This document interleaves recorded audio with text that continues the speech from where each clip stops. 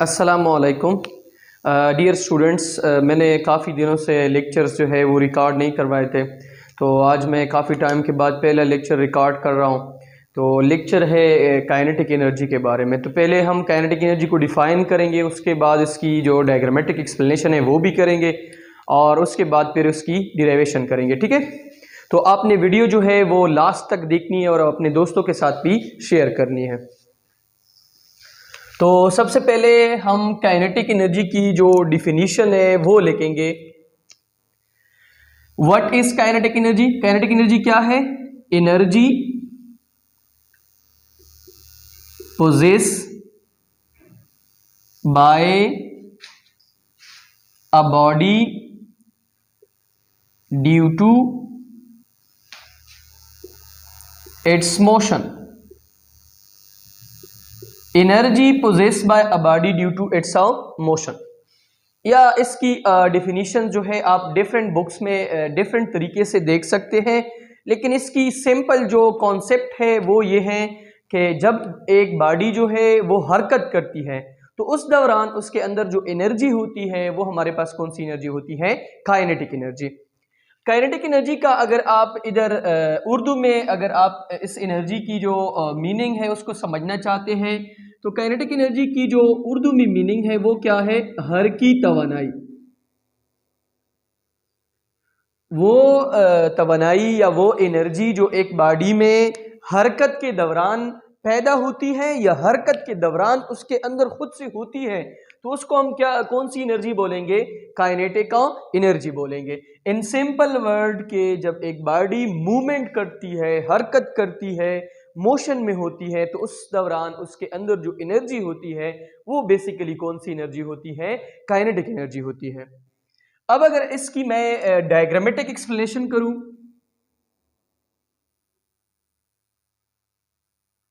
Diagrammatically मैं इसको explain कर लूं तो वो ज्यादा बेटर होगा। अच्छा, तो लेट्स सपोज मेरे पास एक फुटबॉल है। ये एक फुटबॉल है जो आप लोग घरों में इसके जरिए खेलते हो। ये आपके पास एक फुटबॉल है।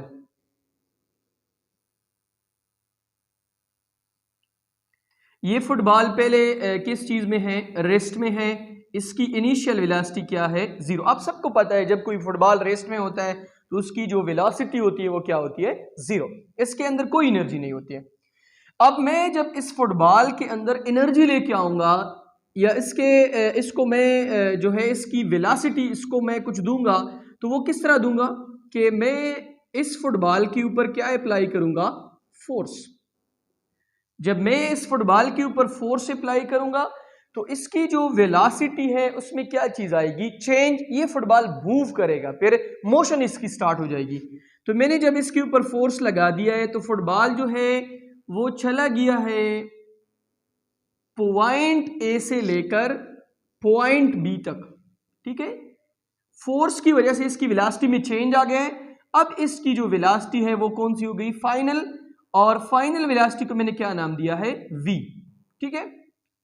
अच्छा, अब आप सबको पता है जब आप फोर्स लगाते हो तो बॉडी की वेलोसिटी में क्या आता है? चेंज। उसकी वजह से इस बॉडी के अंदर क्या चीज प्रोड्यूस होता है? एक्सेलरेशन। ठीक है, और इस बॉडी ने क्या चीज कवर की है? डिस्प्लेसमेंट। मैंने फोर्स लगा दिया है, बॉडी की वेलोसिटी चेंज हो गई है, फाइनल पे चली गई है, बॉडी ने डिस्प्लेसमेंट कवर किया है, इसके अंदर क्या चीज प्रोड्यूस हो गई है? एक्सेलरेशन। तो आप सबको पता है कि फोर्स और डिस्प्लेसमेंट है उनके प्रोडक्ट से मुझे क्या चीज मिलती है? वर्क। तो अभी मैं इस एनर्जी की डिराइवेशन करता हूं कि इनकी इक्वेशन कैसे आई है। Derivation of equation of kinetic energy. Kinetic energy की जो इक्वेशन है उसको हम किस तरह डिराइव करेंगे? देखो, यहां पे फोर्स लगी है और डिस्प्लेसमेंट कवर हुआ है, तो आप सबको पता है कि वर्क जो है वो किस चीज के बराबर है? Force cross displacement. ये बेसिकली डॉट प्रोडक्ट है, लेकिन मैंने ज़रब के लिए यहां पे क्रॉस लगाया है। अच्छा, तो ये मेरे पास हो गया इक्वेशन नंबर फर्स्ट। ठीक है, this is your equation number first. अच्छा, अब आप सबको पता है न्यूटन सेकेंड लॉ के मुताबिक जब आप फोर्स लगाते हो किसी मास के ऊपर और उसमें एक्सेलरेशन प्रोड्यूस होता है, तो उसके लिए जो हमारे पास इक्वेशन है वो है F is equal to ma। ये आपके पास हो गया सेकेंड इक्वेशन, इसको मैं नाम देता हूं इक्वेशन नंबर 2। अब आपने क्या करना है कि ये जो इक्वेशन नंबर 2 है, आप इसको इक्वेशन नंबर 1 के अंदर क्या करो, पुट करो। इधर मैं लिखूंगा पुट इक्वेशन 2 इन इक्वेशन 1। 2 को आप 1 में पुट करोगे तो आपके पास क्या आएगा, आपके पास देखो यहां पर F है और यहां पर F ma के बराबर है, इसको यहां पे पुट करो तो आपके पास आ जाएगा work is equal to ma into d या ma क्रॉस डी। अच्छा, अब ये जो इधर मैंने d लिखा है ये बेसिकली किसके बराबर है, इसके। तो इधर लिखो, आपके पास आ जाएगा W इज इक्वल टू के ma डॉट एस। एस जो है वो बेसिकली डिस्प्लेसमेंट है और इसको मैंने नाम दिया है इक्वेशन नंबर 3 का नाम दिया है मैंने। अच्छा, अभी आप सबको पता है from third equation of motion, from third equation of motion, आपको थर्ड इक्वेशन ऑफ मोशन से जो है मालूम है कि वो किस चीज के बराबर है, 2as is equal to vf square minus vi square. अच्छा, यहां पर इस है तो मैं इस इक्वेशन से इसकी वैल्यू निकाल सकता हूं। कैसे निकालूंगा, dividing both sides by 2a। अगर मैं इस इक्वेशन के दोनों साइड को 2a के ऊपर डिवाइड करूंगा तो मेरे पास क्या आ जाएगा, 2as is equal to vf square minus vi square. यहां पर इस साइड को 2a के ऊपर डिवाइड करो, इसको भी 2a के ऊपर डिवाइड करो। आप सबको पता है कि जब ऊपर की वैल्यू जो है उसकी सेम वैल्यू नीचे आ जाती है तो दोनों को आपस में हम क्या कर लेते हैं, कैंसिल। तो आपके पास आ जाएगा s is equal to vf square minus vi square divided by 2a। अच्छा, अभी आपने क्या करना है कि vi स्क्वायर को आपने क्या पुट करना है, 0, और vf को आपने क्या पुट करना है, v। s is equal to v square minus 0 का स्क्वायर डिवाइडेड बाय 2a। अच्छा, अब इसको और सिंप्लीफाई करो, s is equal to v square divided by 2a। ये आपके पास आ गया, this is your equation number 4। ये आपका इक्वेशन नंबर 4 हो गया, ठीक है। अच्छा, अभी आप क्या करोगे कि ये जो चौथा इक्वेशन है इसको किस में पुट करो, थर्ड इक्वेशन में। Put equation number 4 in a third. ये जो चौथा आपका इक्वेशन है इसको, ये जो इसकी वैल्यू है v स्क्वायर डिवाइड बाय 2, इसको इधर पुट करो तो आपके पास क्या आ जाएगा कि W is equal to ma cross v square divided by 2a। a और a कैंसिल हो जाएगा, आपके पास आ जाएगा W is equal to k mv square divided by 2। तो यहाँ पे जो वर्क हुआ है वो इस बॉडी में किस फॉर्म में आ गया, कौन सी एनर्जी की फॉर्म में, काइनेटिक।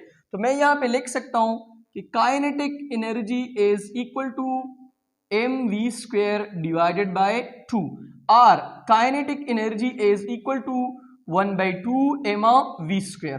तो ये आपके पास क्या आ गई, काइनेटिक एनर्जी की इक्वेशन आ गई।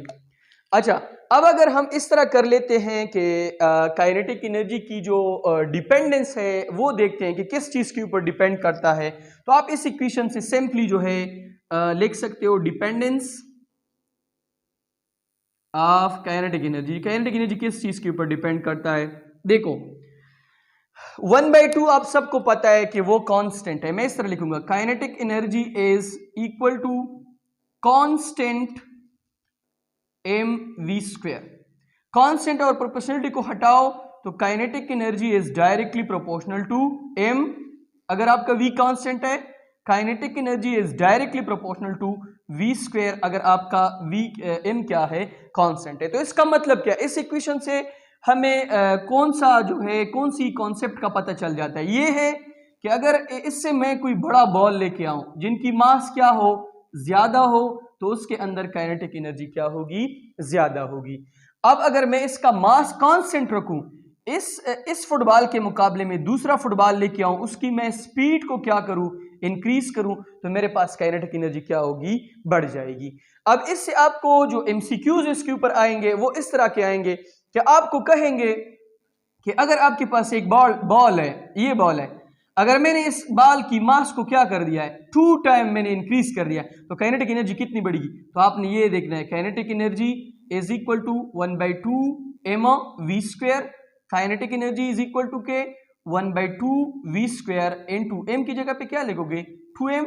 तो kinetic energy is equal to k 1/2 mv²। 2 को बाहर कर लो, ये फिर काइनेटिक एनर्जी के बराबर है, तो काइनेटिक एनर्जी आपकी क्या हो जाएगी, डबल हो जाएगी। 2 काइनेटिक एनर्जी, मास के डबल होने से काइनेटिक एनर्जी क्या हो जाती है, बढ़ जाती है।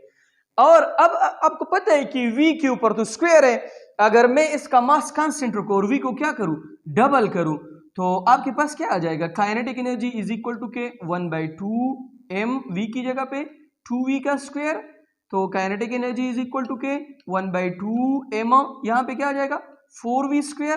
तो kinetic energy is equal to k, ये 4 को बाहर निकालो तो 1/2 mv²। तो kinetic energy is equal to k 4 kinetic energy. तो आप सबको पता चल गया है कि जब मैं स्पीड को डबल कर लेता हूँ, काइनेटिक एनर्जी 4 टाइम इंक्रीज हो जाती है, और जब मैं मास को डबल कर लेता हूँ तो मेरी काइनेटिक एनर्जी जो है वो कितनी इंक्रीज हो जाती है, 2 टाइम्स। अच्छा, अभी काइनेटिक एनर्जी की अगर आप यूनिट जो है वो लिखना चाहते हो, सारी एनर्जीज जो है उसकी यूनिट क्या है, वो जॉल है। क्या है, जॉल। जॉल इसकी क्या हो गई, यूनिट। अच्छा, अब इसके बाद इसकी नेचर है कि काइनेटिक एनर्जी की जो नेचर है वो क्या है। तो इस जो फिजिकल क्वांटिटी है काइनेटिक एनर्जी, इसकी नेचर क्या है, it is a scalar quantity. ये कौन सी क्वांटिटी है, स्केलर क्वांटिटी है। क्यों, क्योंकि इसको किसी भी तरह की कोई डायरेक्शन रिक्वायर्ड नहीं है। अब आपने इस लेक्चर को आप 1-2 बार जो है वो आप इसको गौर से सुन लो। फिर भी अगर आपको कोई इसमें मसला है तो आप जो है मुझे मैसेज भी कर सकते हैं और कमेंट भी कर सकते हैं। और आप इस ये जो मैंने इधर लिखाई की है, आप इसकी स्क्रीनशॉट निकाल सकते हो और आप अपनी नोटबुक जो है इसके ऊपर लिख सकते हो। और इस लेक्चर को आपने अपने फ्रेंड्स के साथ भी ज़रूर शेयर करना है। Thank you so much.